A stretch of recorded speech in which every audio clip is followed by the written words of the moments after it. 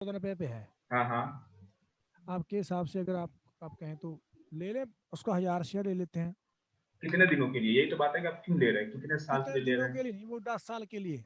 हाँ बिल्कुल ले सकते हैं, क्योंकि अब आप देखिए इस चीज को, मैं यहाँ पे इसी इसी कहानी को मैं आगे बढ़ाता हूँ। 14 रुपए पे चल रहा है, आप 1000 शेयर लेते हैं तो 14,000 आपका इन्वेस्टमेंट है, ठीक है। जी अगर आप इस जी। 14,000 को अगर आप बैंक में रखते हैं तो ये कितना हो जाएगा? ज्यादा से ज्यादा तीस 60,000 हजार ही होगा। होगा। 10 साल में 60,000 दुगना। होगा ये। हाँ हाँ, दुगना होता है, दुगना, हाँ, दुगना तिगुना हो जाता है। ठीक है, 60 50 मान लीजिए, 50,000 हो जाएगा, ठीक है। जी और अगर आप कुछ शेयर अगर आप खरीदते हैं और उसका इन्वेस्टमेंट आप जो उसका इन्वेस्टमेंट जो है वो 10 साल का रखते हैं, टाइम पीरियड जो है 10 साल है अगर आपका, तो आप सोचिए कि जी। आप सिर्फ एक बैंक एक एक स्टॉक 10 साल का नहीं नहीं रखेंगे। अब आप अपना पोर्टफोलियो बना रहे हैं तो 10 साल का पोर्टफोलियो जब आप बना रहे हैं तो उसमें कम से कम 5 स्टॉक रखेंगे।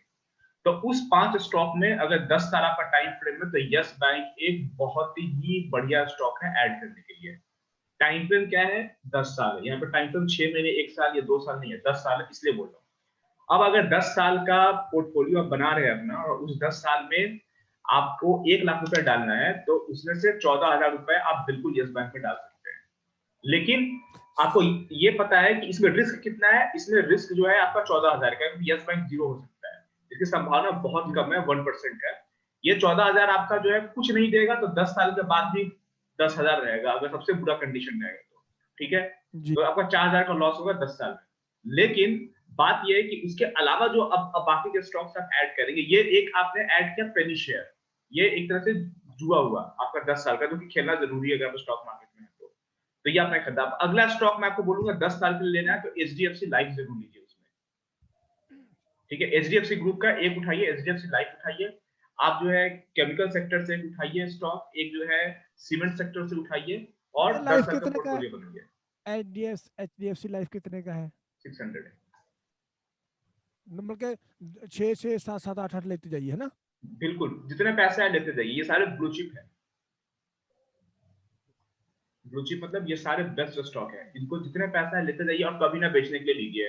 अगर आप जो है अपने शहर के सबसे अमीर आदमी नहीं बने, मतलब ब्लैक मनी वाले में छोड़ के, जो इनकम टैक्स लीगली फाइल करते हैं, हम लोग थोड़ा ज्यादा उम्र के हो चुके हैं, कल हमारी बात हुई थी संदीप जी, तुम्हारी एज थोड़ी ज्यादा ज्यादा हो चुकी है।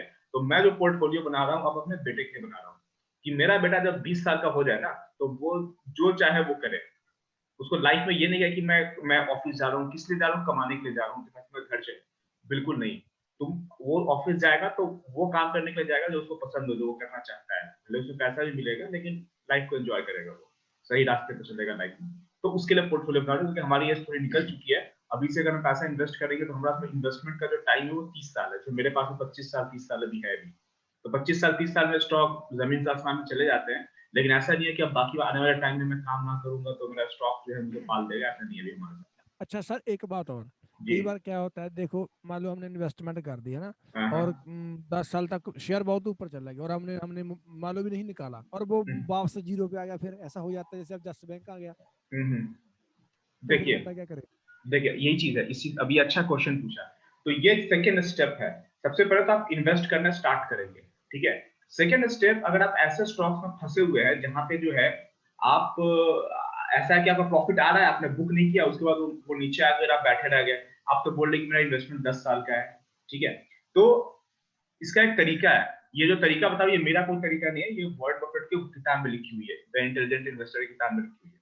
अगर आपका जो है कोई रियली इन्वेस्टमेंट अगर आपका है, आपका रियल इन्वेस्टमेंट है, ठीक है, 10 साल का जो आपका टाइम फ्रेम है, तो उसमें आपको अपने स्टॉक को कितने दिनों में देखना है।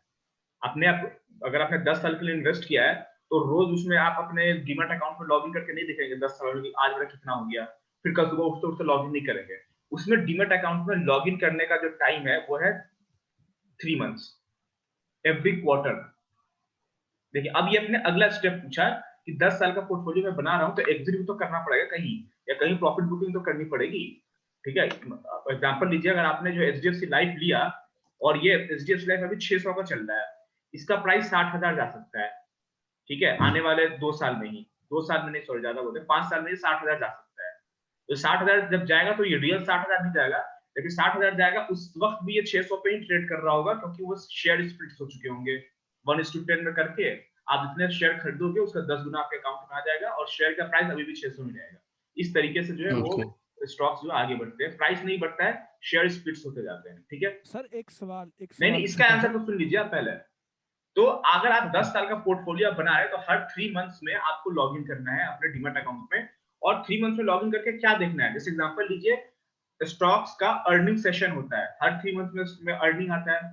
अब आपको करना क्या है कि अगर आपके आपने अपने एचडीएफसी लाइफ में इन्वेस्ट किया है तो एचडीएफसी लाइफ का हर क्वार्टर का अर्निंग चेक करते रहिए आप, क्योंकि अगर आपके पास में 5 स्टॉक है तो 5 स्टॉक का क्वार्टरली अर्निंग आप देख सकते हैं और उसका न्यूज आप ट्रैक कर सकते हैं कि क्या इसका गवर्नमेंट के साथ कोई पंगा है, इसका जो इसका जो मैनेजिंग कमिटी में जो लोग हैं उनके साथ कोई पंगा है। ठीक है, वो लोग कहीं फ्रॉड लोग तो नहीं है। जैसे यस बैंक के डूबने का सिर्फ और सिर्फ एक ही कारण है, उसका जो एमडी था वो जो है करप्ट था। ठीक है, क्या नाम था, नाम भी मैं भूल गया। तो आप ऐसे देखते रहे, कहीं भी अगर आपको ऐसा दिखता है कि करप्शन है उस कंपनी में, आप वहां से निकल जाइए। तो आप बोलेंगे कि अच्छा पता करते करते बहुत गिर गया, तो भाई नहीं गिरेगा। अगर आपने 600 का खरीदा है और आप उसका अगर वैल्यू अगर 50,000 जा चुका है और उसमें करप्शन है, ये बात कंफर्म होते होते वो 40,000 पे आ चुका है, ठीक है, उसका प्राइस, तो अभी भी जो है आपका जो प्राइस 600 से 40,000 तक एग्जिट करे, खरीदा था 600 पे, एग्जिट कर रहे 4,000 पे। एक बात मैं फिर से बोलूंगा कि उस वक्त प्राइस मार्केट में आपको 400 ट्रेड होते हुए दिख रही होगी, लेकिन आपका रियल वैल्यू आपके स्टॉक का 40,000 हो चुका होगा, क्योंकि शेयर हमेशा स्प्लिट होते हैं। ठीक है, तो अगर आप 10 साल का पोर्टफोलियो अगर आपका, तो हर 3 महीना पे अपना अकाउंट चेक करेंगे और देखेंगे कि जितने मेरे स्टॉक है सारे के सारे जो है उनमें कोई जो है एडमिनिस्ट्रेशन का पंगा तो नहीं है, ये सिर्फ चेक करेंगे आप, और कुछ चेक करने की जरूरत नहीं है। जी, अगला क्वेश्चन पूछिए। सर, अगर हम टाइम ड्यूरेशन जैसे इसका डबल कर देते हैं तो 20 साल। 20 साल। और सर जैसे आपने बताया कि कुछ सेक्टर, इंश्योरेंस सेक्टर हो गया, केमिकल हो गया, सीमेंट हो गया, और एक दो सेक्टर उसके सर मेडिकल के जो फार्मा वाले हैं फार्मल सेक्टर। बायोकॉन ले सकते हैं जैसे, हाँ। हाँ, तो सर ये 5-6 सेक्टर्स को ले करके, तो और अगर हमने उसमें ऐड करना शुरू किया, ऐड ही कर रहे हैं बस, हो गया बस, और कुछ ऐड कर। नहीं। बिल्कुल हाँ, और ये दिमाग में मेंटल सेटअप ये है कि हम 20 साल तक हमको इसमें कुछ करना ही नहीं है, बिल्कुल। 20 साल के लिए छोड़ दिए। तो सर इसमें हमको फिर इसकी क्या प्रोसेस रहेगी? जैसे इसमें आपने कहा कि हर एवरी 3 मंथ्स में हमें चेक करना है न्यूज एंड अर्निंग सेक्शन वगैरह, इसमें क्या रहेगा सर? तो इसमें क्या, इसमें आप ये पूछ रहे हैं कि फिर इसमें आपका प्रॉफिट क्या रहेगा, ये पूछ रहे हैं आप? नहीं सर, इसको कैसे मैनेज करना है हम? जैसे जैसे अभी आपने बोला कि 3-3 महीने में चेक करते रहना है, अब 10 साल के लिए था, यदि हम जैसे इसका डबल कर देते हैं तो हमें अपने इस पोर्टफोलियो की देखभाल या इसको मैनेज कैसे करना है? तो इसमें से एग्जिट तो करना नहीं है। अगर आप 20 साल के लिए अगर आपने लेकर रखा हुआ है तो इसके प्रॉफिट बुकिंग जी के बारे में मैं आगे बताऊंगा आपको।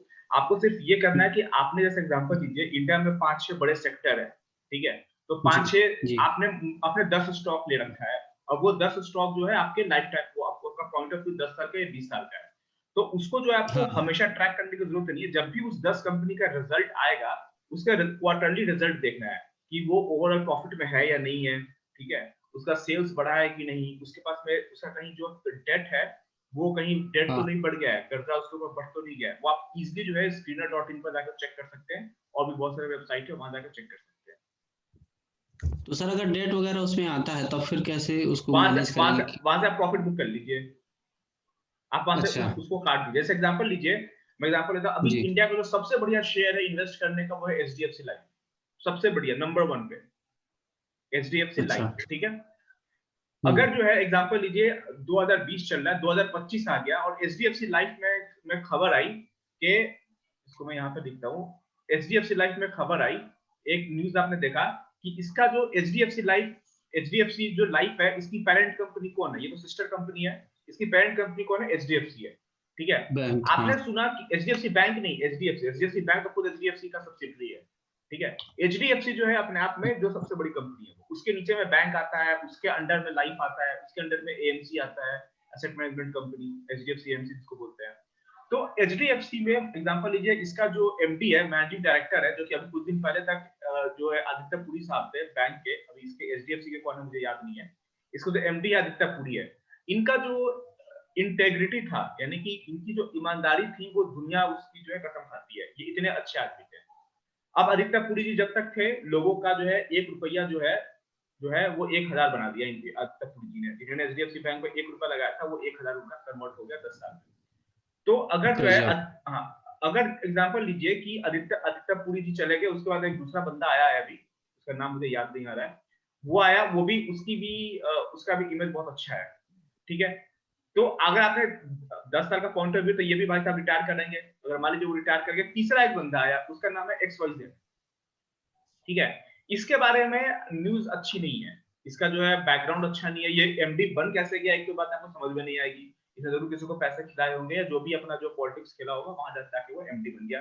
और इसका इमेज जो है डोनाल्ड ट्रंप की तरह है। डोनाल्ड ट्रंप को मतलब ये है तो ये असल में प्रेसिडेंट नहीं था, डोनाल्ड ट्रंप जो था ये बिजनेसमैन था, ठीक है, कसिनो में जाने वाला आदमी था ये, ठीक है। और एक और बंदा है जैसे बराक ओबामा है, तो ये जो है देखिए लॉयल था, ये वो खुद लॉयर था, और उसके अलावा इसके अंदर में इंटेग्रिटी थी, ठीक है।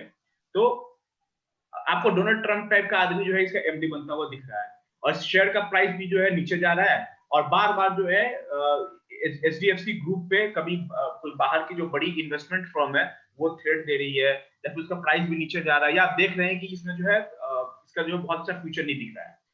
और लेकिन इस प्रोसेस में आपका जो है 20 साल जो है 20 साल का जो पॉइंट होता है 8 साल गुजर चुके हैं, तो भैया 8 साल में देखेंगे कितना प्रॉफिट बुक कर चुके हैं, आप यहाँ से एग्जिट कर जाएंगे।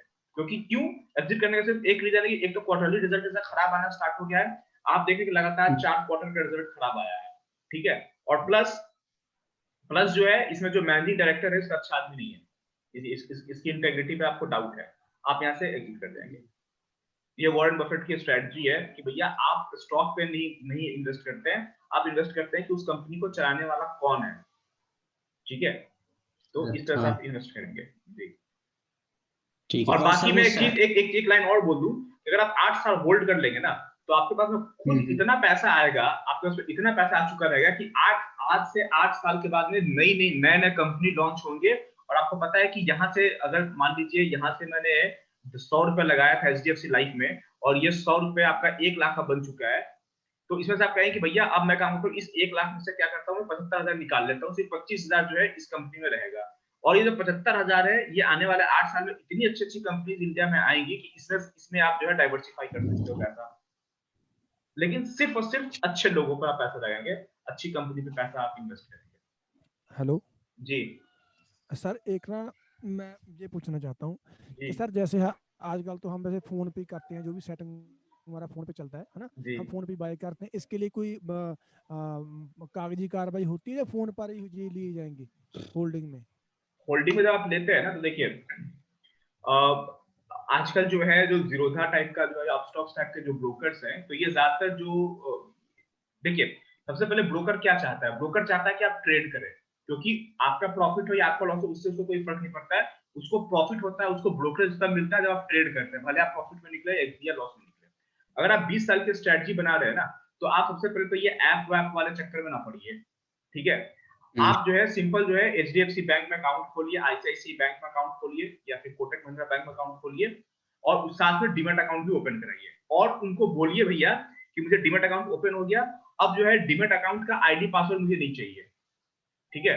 वो सिंपल जो है आपको आईडी देंगे और आपका टेलीफोन टीपिन देंगे, ऐसा करके कुछ भी बोलेंगे, बोलेंगे मुझे फोन से खरीदना है, अपने जो मेरे जो ये हैं स्टॉक्स है वो मैं फोन से खरीदूंगा, ऐप से नहीं खरीदूंगा, ठीक है। इस तरह से आप बात कर सकते हैं, ये डिपेंड करता है क्या, या फिर ऐप में भी आप लॉगिन करके हमेशा चेक करने की फैसिलिटी ले सकते हैं। अगर आपको लगता है कि आपके अंदर पेशेंस नहीं है, अगर आपके पास में ऐप रहेगा तो बार बार खरीदते बेचते रहिएगा, तो आप ऐप वाली फैसिलिटी दीजिए ही नहीं, फोन कीजिए उनको, एचडीएफसी के कस्टमर केयर को, एचडीएफसी का डीमैट अकाउंट को, बोलिए कि भैया मैं ये बोल रहा हूँ, ये मेरा अकाउंट नंबर है, ये मेरा पासवर्ड है, लॉगिन करो उसमें और मेरा ये शेयर खरीद दो या ये शेयर बेच दो, तो वो आपको बता देंगे। नहीं मतलब सर हम ये फोन पर जो करते हैं इससे ऐसे हम नहीं खरीद सकते? खरीद सकते हैं, बिल्कुल खरीद सकते हैं। जैसे एग्जांपल लीजिए, आप जीरोधा में ट्रेड करते हैं ना संदीप जी, जी आपने जीरोधा में मान लीजिए रिलायंस का एक शेयर आज खरीदा और आपने छोड़ दिया, तो वो कहाँ जाकर शो करेगा, होल्डिंग में शो करेगा, आपके पोजीशन में शो नहीं करता है ना, होल्डिंग में शो करेगा, राइट, 2 दिन के बाद में जी। तो इसको आप इस होल्डिंग को आप कब तक रख सकते हैं, लाइफ टाइम रख सकते हैं, जब तक चाहे तब तक रख सकते हैं, इसको आप बेचे ही नहीं। अगर रिलायंस कल को शेयर स्प्लिट करता है 1:10 करता है, तो यही शेयर जो है आपके अकाउंट में 10 शो करने लगेगा, और फिर ये 10 स्प्लिट होगा जी। ऑटोमेटिक 10 उसमें आ जाएगा, ऑटोमेटिकली वो स्प्लिट करके आपका अकाउंट में डाल देगा। फिर ये 10 जब स्प्लिट होगा तो फिर ये आपको ऑटोमेटिकली 100 शो करने लगेगा। और इसका जो डिविडेंड आएगा, स्पेशली जब आप किसी भी स्टॉक को बहुत टाइम के लिए छोड़ देते हैं तो आपको वो कंपनी डिविडेंड पे करना स्टार्ट करती है। और जो डिविडेंड है वो जो डिविडेंड अकाउंट से अटैच्ड बैंक अकाउंट है उसमें ऑटोमेटिकली हर साल क्रेडिट होता रहेगा, डिविडेंड अलग आएगा, उसको एंजॉय कीजिए आप। अच्छा वो जो, अच्छा करेक्ट जो मुनाफा सर मिलता है वही है ना डिविडेंड? वही बता रहा हूँ कि वो जो 100 शेयर की जो कहानी बताई, विप्रो का 100 share in 1980, in 1980 total investment है 10,000, ठीक है, 10,000 रुपए, 10,000 हुआ ना ये। हाँ, डिविडेंड देखिए मैं कितना लिख रहा हूँ, 100 शेयर 1980 के इन्वेस्टमेंट 40 साल, टोटल अमाउंट 10,000, डिविडेंड उस बंदे को कितना मिला है 1 लाख। देखिए मैं कितना लिख रहा हूँ,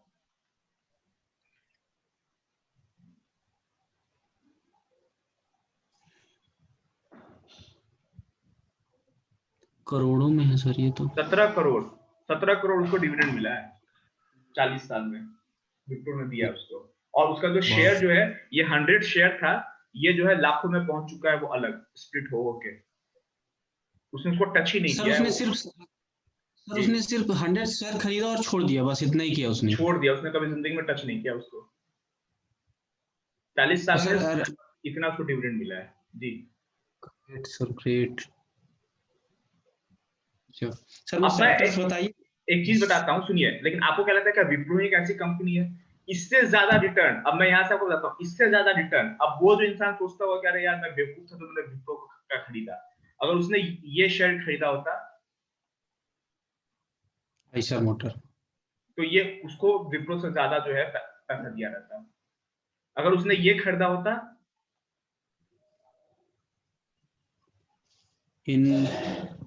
इन्फोसिस, चूंकि इन्फोसिस जो है अभी नया लॉन्च हुआ है, तो 1980 में इन्फोसिस था भी नहीं, लेकिन जब इन्फोसिस लॉन्च हुआ था उस वक्त अगर उसने इन्फोसिस में खरीदा होता तो इतना पैसा उसको 10 साल और 30 साल में मिल चुका होता, 40 साल का वेट भी नहीं करना पड़ता। तो बहुत सारा अपॉर्चुनिटी भरा हुआ। अब अभी एग्जांपल देता हूं, देखिए बायोकॉन, इसको खरीदिए, इसका फंडामेंटल भी बहुत स्ट्रांग है, इसका आने वाला जो टाइम में जो इसका यूसेज है वो भी बहुत अच्छा है। सर कितने का है, कितने का है? अभी तो बहुत कम 400 पे ट्रेड कर रहा है मेरे ख्याल से, 600 पे ट्रेड कर रहा है। कल ही तो मैंने एक क्लाइंट से दिलवाया है अपने। सर मतलब के 4-5-10 शेयर ऐसे बना ले जो इसी रेंज में हो, 600 4-5-500 हो बस ना, उनको 5-5-6 लेते रहे, आए महीने 5-5-6 लेते रहे, है ना जी। बस और ये मत सोचे कि ऊपर चला गया तो अब नहीं लूंगा, बहुत महंगा हो गया, नीचे चला गया अब जो है कहीं नीचे ना चला जाए, वो सब सोचने की जरूरत नहीं, बस लेते जाइए इनको। सर नीचे अगर आता है तो ऐड करते जाए ना, लेते जाइए, ऊपर भी जा रहा है तभी भी ऐड करते जाइए, क्योंकि आपका टाइम फ्रेम 10 साल है या 20 साल है, जो भी आपका है टाइम फ्रेम। सर लेकिन जैसे जो भी अभी स्टॉक्स हमको लेना है, जो स्टॉक सेलेक्ट करने का जो एक फंडामेंटल है, इतनी सारी चीजें हैं, वो तो आप करके बता रहे हैं, हम कैसे पता चलेगा कि हमको कौन सा स्टॉक लेना है, उसकी स्टडी सर कैसे करें? मैं बताऊंगा ना, यही तो बात है ना। देखिए ट्रेनिंग सेशन इसलिए मैंने सबका एक साथ लेना स्टार्ट किया है कि देखिए मैं आपको हमेशा, एक आपने बचपन में कहानी पढ़ी होगी कि अगर एक कमरे का दरवाजा बंद रहेगा ना तो उस कमरे की हवा गंदी हो जाएगी, उसके अंदर फ्रेश हवा नहीं आएगी। उस कमरे में फ्रेश हवा लाने के लिए आपको खराब जो हवा जो कमरे के अंदर में है उसको निकालने की जरूरत नहीं है, उसको रहने दीजिए, वहीं पर खिड़की खोल दीजिए, ताजी हवा खुद ब खुद आ जाएगी कमरे में, ठीक है। इसलिए मैं कहता हूँ कि हमेशा मैं आपको ये स्टोरी क्यों सुना रहा हूँ या मैं आपको ये सब बातें क्यों बता रहा हूँ, क्योंकि मैं जो है मेरे जो दिमाग का कमरा है उसमें फ्रेश जो है थॉट्स जो हैं और जो है अच्छी बातें दिमाग में आए। आप लगातार मेरे साथ जुड़े रहिए, ठीक है, लगातार मेरे साथ, कुछ दिनों बाद हो सकता है मेरे साथ न जुड़े, आपको लगता है कि नहीं मुझे और जो है कुछ अच्छी इन्फॉर्मेशन मिल गई है, कोई अच्छा न्यूज़पेपर मिल गया है, कोई अच्छा मैगजीन मिल गया है, कोई मेरे से ज्यादा एडवांस बंदा मिल गया है, उससे कॉन्टैक्ट में आइए, लगातार कम्युनिटी से जुड़े रहिए, आपको इन्फॉर्मेशन मिलते रहेगी कौन सा शेयर लेना चाहिए। वैसे मैं जो पर्सनली जो जिस चीज को फॉलो करता हूँ उसको मैं दिखा देता हूँ। मैं शेयर्स यहाँ से निकालता हूँ, ये शायद मैंने बताया भी, आप लोग को नहीं बताया है तो ये मैं अगले सेशन में बताऊंगा कैसे पढ़ना है। Screener.in, मैं यहाँ पे विप्रो डाल देता हूँ, ठीक है, विप्रो के बारे में देखता हूँ, यहाँ पे विप्रो मैंने डाल दिया, ठीक है। विप्रो का पूरा बायोडाटा यहाँ पे खुल गया। मार्केट कैप 197,922 करोड़ की कंपनी है ये, करंट 346 पे शेयर कर रही है, कुछ दिन पहले 200 पे शेयर पे ट्रेड करती थी। हाई इसका 382 का है, लो 159 का है। स्टॉक का पी ये प्राइस टू अर्निंग रेशियो 20:4 का है। अब ये सब बातें मैं बताऊंगा आपको, अभी आपको इतनी अंदर जाने की जरूरत नहीं है, स्पेशली अगर आपका 10 साल का पॉइंट ऑफ व्यू है तो। ठीक है, ये स्टॉक कब कब स्प्लिट हुआ है? Company has reduced debt, company is almost debt free.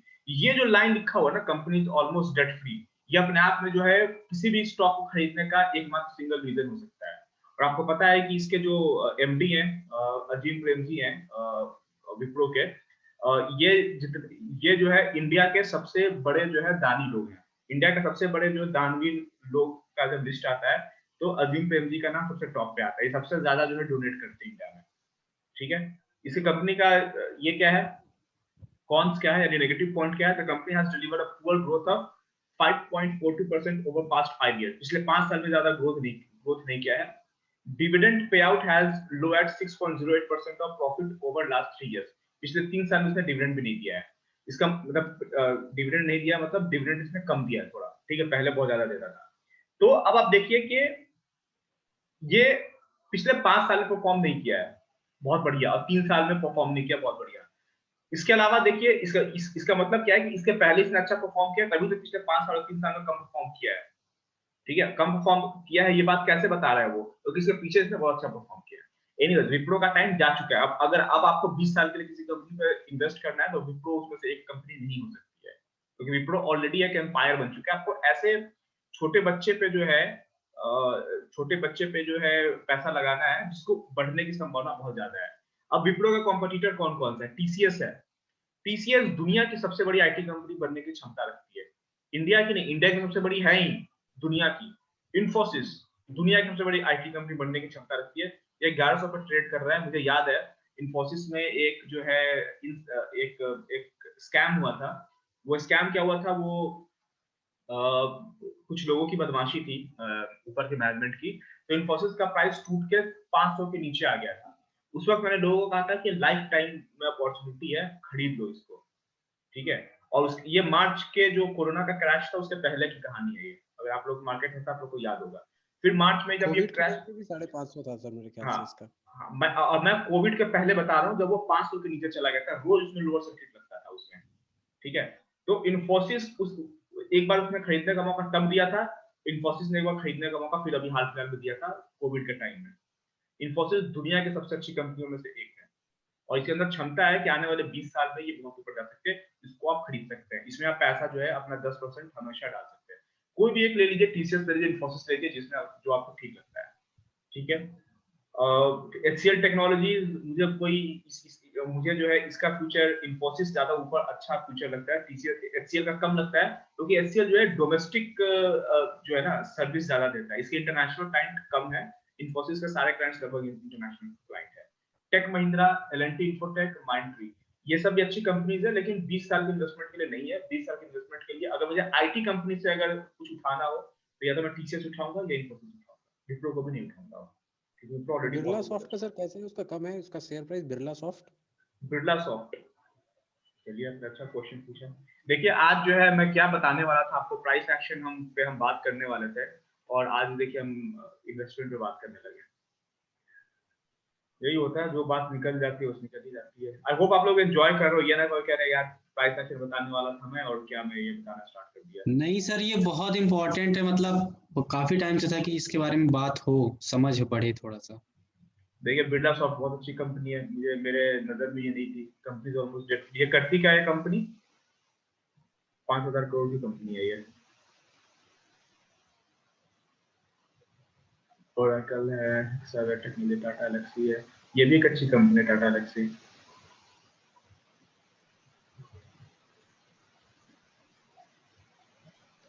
दस ईयर्स में से 16% का जो है सेल्स ग्रोथ है। ये बैलेंस शीट है। कैश फ्लो से क्या है? कैश फ्लो बढ़ा है इसका, नेट कैश फ्लो भी बढ़ा है। शेयर होल्डिंग पैटर्न एक देखना जरूरी होता है कि इसमें प्रोमोटर कितने हैं। बिरला सॉफ्ट से कंपनी के प्रोमोटर कौन कौन से हैं ये देखना जरूरी होता है। नेशनल इंजीनियरिंग इंडस्ट्रीज लिमिटेड के पास में 38% शेयर है। ठीक है, और इसके अलावा 1% सेंट्रल इंडिया इंडस्ट्रीज लिमिटेड के पास है। और ये सारे जो है अपना जो है निकल चुके हैं यहाँ से, ये सारे पहले हुआ करते होंगे, अब नहीं है। 22% शेयर जो एफआईज के पास है। एफआईज कौन कौन सा है? New horizon opportunity master fund, ये सारी कंपनीज बाहर की हैं, एनएफसीज पार्टनर्स। और डीआईज के पास कितना शेयर है? 11%। एफआईज इसमें अच्छे खासे घुसे हुए हैं। बिरला सॉफ्ट बहुत अच्छी कंपनी है।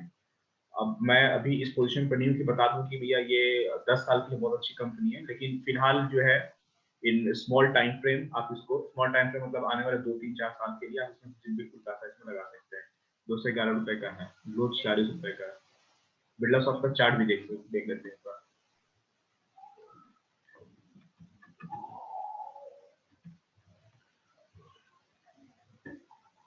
ये स्टॉक कहाँ मिला था आपको राहुल जी, इसका नाम? नहीं सर, ये कोविड के टाइम पे सर ये 70-80 रुपए पे ट्रेड कर रहा था। ये बिरला सॉफ्ट अच्छी कंपनी है, ये मेरे दोस्त भी काम करता है इसमें हैदराबाद में। अच्छा। तो उसने खुद लिया था आपके दोस्त ने? हाँ उसने लिया है, ज्यादा शेयर्स तो नहीं लिया उसने, कम लिया है। बाकी कंपनी तो अच्छी बता रहा है वो। अभी रिसेंटली ज्वाइन किया वो, 3-4 महीने हुआ इसमें। देखिए मार्च के फॉल में इसने जो है 45 का लो बनाया था। अब देखिए जिसने अगर उसको ये बात पता थी ये कंपनी अच्छी है, मार्च के टाइम में 45 का लो बनाया था, यहाँ नहीं लेता भैया, यहाँ तो लेता कम से कम ये वाला हाई ब्रेक होने पे, या फिर जब ये मार्च के लो के बाद, असल में मार्च के लो के वक्त में जो है किसी के पास में हिम्मत नहीं थी, इतना मार्केट टूट चुका था, किसी के पास हिम्मत नहीं थी खरीदने की। ठीक है, तो ऐसा कहा जाता था ना कि जब सारे जो है फियरफुल हो तो आप जो है पैसा डालना स्टार्ट कीजिए। देखिए ये जब इसने लो बनाया, उसको देखिए कितना अच्छा जो पैटर्न बना था वो ऊपर जा रहा है, तो इस एरिया में बिल्कुल बाई किया जा सकता था अगर नजर रहती इस कंपनी पे। तो बात यही है कि अगर आप जो है रेगुलर अगर आप रोज रिसर्च करते हैं ना, तो आपके पास में जो है बहुत सारी अपॉर्चुनिटीज आएंगी जिसमें जो है आप पैसा लगा सकते हैं। जैसे मैं एक एग्जांपल लेता हूँ। हाँ, तो पहले ये बता दूं कि बिरला सॉफ्ट जो है, इसको मैं अगर आपको इन्वेस्टमेंट करना है तो मैं आपको बोलूंगा, ट्रेड नहीं इन्वेस्ट करना है तो आप 205 के ऊपर अगर निकलता है तब इसमें इन्वेस्ट करना स्टार्ट कीजिए, क्योंकि मेरे ख्याल से ये लाइफ टाइम हाई पे है, राइट? मैं आपको बोलूंगा 205 के ऊपर ही इसको खरीदिएगा इन्वेस्टमेंट के लिए। बाकी स्विंग ट्रेड के लिए मैं बोलूंगा इसको अच्छा सा, इसको यहाँ पे बाई किया जा सकता है जब ये एक बुलिश कैंडल बना देना। अभी तो सारे देखिए रेड कैंडल बना रहा है, जैसे ये पहला ग्रीन कैंडल बना बुलिश कैंडल, आप उसको बाई कर लीजिए। इसके नीचे का स्टॉप लॉस देखिए, बिल्कुल टाइट स्टॉप लॉस नहीं रखिएगा, थोड़ा सा उसमें आप ये मार्जिन रखिएगा इसको।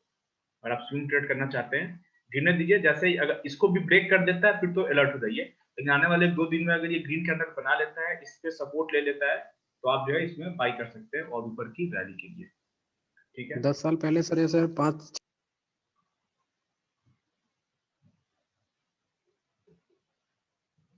आपकी आवाज कट गई है क्या? एक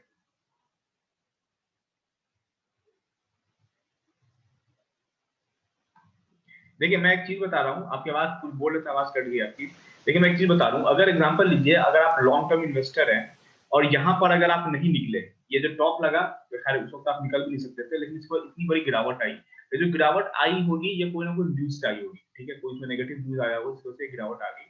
उसके बाद ये देखिए फिर से इसने यहाँ तक का हाई बनाया है। तो अगर आपको इस कंपनी पर यकीन है, इसके मैनेजमेंट पर यकीन है अगर आपको, ठीक है, और स्पेशली अगर आपके पास अच्छा अच्छा अच्छा शेयर रहेगा, तो ये कंपनी आपको लेटर लिख के बताएगी अपने मैनेजमेंट के बारे में कि उनके साथ क्या दिक्कत आई थी और अब उन्होंने सुधार कर दिया है। तो इस एरिया में अगर आपने यहाँ पे अगर आपने प्रॉफिट बुक नहीं किया और आपको इस कंपनी पे यकीन है, तो इस एरिया में पूरा सिर्फ आप बाई ही करेंगे, यहाँ भी बाई करेंगे। यहाँ पे आप एग्जिट नहीं करते, यहाँ पे बाई करते तो अब आपका एवरेज प्राइस और नीचे आ चुका होता और यहाँ पे आप बहुत ही ह्यूज प्रॉफिट करते हैं। तो बात ये है कि अगर आप इन्वेस्टमेंट कर रहे हैं तो नीचे आने पे भी अगर बाई करते हैं तो आपका बाई प्राइस जो होता है वो हमेशा एवरेज होते रहता है। इसका काम करते हैं, इसको थोड़ा सा और बड़ा टाइम फ्रेम कर लेते हैं, इसका 1 वीक के। इसी तरह की जैसे कंपनीज ढूंढनी पड़ेंगे सर, जैसे ये 10 साल पहले यही 5-6 रुपए का था ये शेयर, देख रहा हूँ मैं इसका 10 साल पहले। तो इसी अब तरह की सोचिए अगर कंपनीज हमारे बाबूजी ने, आपके बाबूजी ने, तब मैं बाबूजी बोलता हूँ अगर ये शेयर ले लिया होता कि भैया मेरा अपने बेटे के लिए ले लेता हूँ तो हमें जिंदगी में कुछ करने की जरूरत पड़ती है। अब मैं आपको बताता हूँ, अब हम आते हैं काम की बात पे, कि जो गलती हमारे पेरेंट्स ने की, गलती की यानी कि जागरूक नहीं थे। गलती तो सुनी गई है, पेरेंट्स कभी भी गलती नहीं करते हैं, उनके पास जितनी अकल होती है और जितना उनको अपॉर्चुनिटी मिला उन्होंने अपना बेस्ट किया, राइट? अब उनको आप ये ब्लेम नहीं कर सकते कि आपको क्यों नहीं पता था शेयर मार्केट के बारे में। मेरे जो है फादर इन लॉ बोलते हैं कि क्या हाँ तुम शेयर मार्केट में फंसे हुए, मेरे तो लाखों रुपए डूब गए इसमें। तो मैंने उनसे कहा कि अच्छा क्या लिया था आपने कि लाखों रुपए डूब गया आपके? तो उन्होंने कहा कि अरे मैंने 1970-75 में उन्होंने कोई पाइप बनाने की कंपनी का शेयर लिया था, वो गाजियाबाद में कंपनी थी, वो कंपनी बंद हो गई, लाखों रुपए उनके डूब गया। कोई आया था उनके पास में एडवाइजर, वो भी पैसे ले गया और बेकार सा शेयर दिला दिया।